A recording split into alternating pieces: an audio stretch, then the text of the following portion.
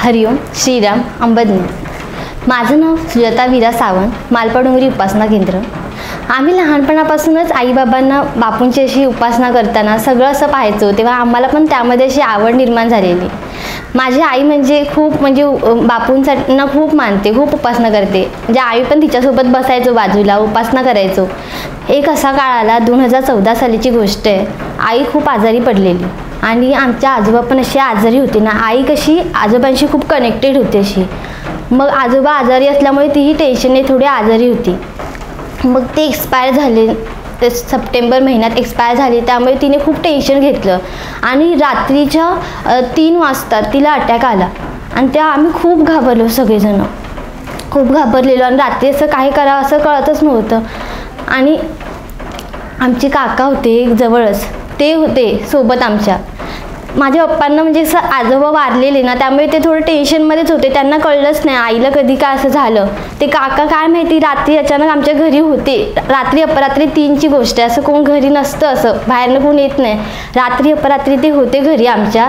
ते अचानक बोलले आई अशी वॉशरूमला गेलेली, तर कुठे राहिली ती येतच नाही आहे बाहेर, खूप वेळ झालेला ना, म्हणून आतमध्ये गेले। ते बघितलं तर काय आई अशी पडलेली, तिला अटॅक आलेला। मग त्यांनी सगळ्या पप्पांना सांगितलं की असं अटॅक आलाय वगैरे। पप्पा पण खूप घाबरलेला, आम्हाला कळतच नव्हतं की काय करावं असं।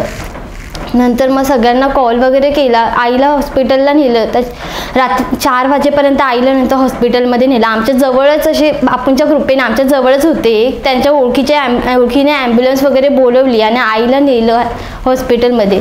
आम्ही सगळे लहानच होतो, आम्ही खूप लहान होतो, 7वीमध्ये होतो, त्यामुळे आम्ही खूप घाबरलेलो। नंतर मग अचानक काय माहिती कधी आम्ही आमच्या मोठ्या मावशीला पाहिलंही नव्हतं आणि अचानक ती आली घरी आमच्या, आई म्हणून आमच्या बरोबर डिट्टो आमच्या आईसारखीच वाटली। आम्हाला असं वाटलं की आमची आईच आली आहे म्हणून। तिनेच आम्हाला तितके दिवस सांभाळले, आम्ही खूप घाबरलेलो आई बरी होणार आहे की नाही। आणि आई बेशुद्ध असायची, पप्पा सांगायचे की आई बेशुद्ध आहे वगैरे। आणि पप्पांची कशी कंडिशन होती की आई पण इकडे अटॅक आला आणि त्यांचे बाबा पण तिकडे एक्सपायर आहेत, मग तिकडे जाणार की इकडे। मग आमचे लोक सगळे काका वगैरे त्यांनी खूप हेल्प केली आणि पप्पा तिकडेही गेले आणि इकडे त्या लोकांनी आम्हाला मदत केली, सांभाळलं।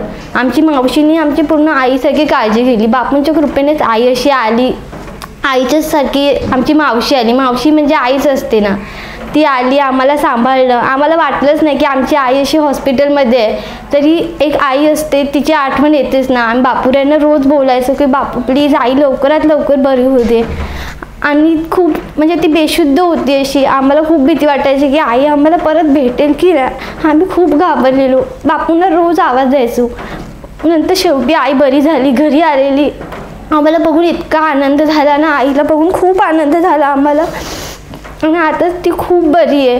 आता बापूंच्या कृपेने सगळं नीट आहे, औषधं वगैरे चालू आहे, ती सगळी नीट आहे एकदम। आम्हाला खूप आनंद होतो आता आईला बघून, सगळी कामं वगैरे पण ती नीट करते।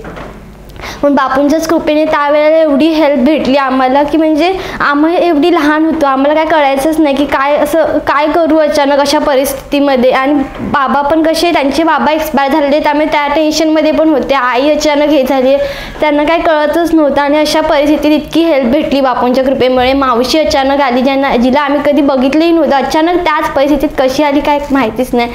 आमची काका पण अपरात्री तेव्हा होते, हेल्प केली त्यांनी, खूप हेल्प भेटली आम्हाला बापूंच्या कृपेने। फक्त आम्ही बापूंचं नाव घेत होतो, बस आम्हाला अजून काहीही माहिती नव्हतं। आम्हाला तेव्हा असं माहितीच नव्हतं की बापूंच्याशी उपासना वगैरे होते वगैरे। आई बाबा जे करायचे त्यांच्यासोबत बसून आम्ही सगळं करत असायचो।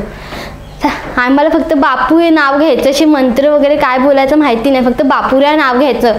संकट आलं की हे चांगली प्रसंग असला की बापूऱ्या सोबत असायला पाहिजे, बस आम्हाला एवढं माहिती असायचं। आणि बापूऱ्यांनी वाईट वेळी आमची खूप हेल्प केली आणि चांगल्या वेळी आमच्या सोबत राहून आम्हाला प्रोत्साहन दिलं। अंबज्ञ नाथ सविध।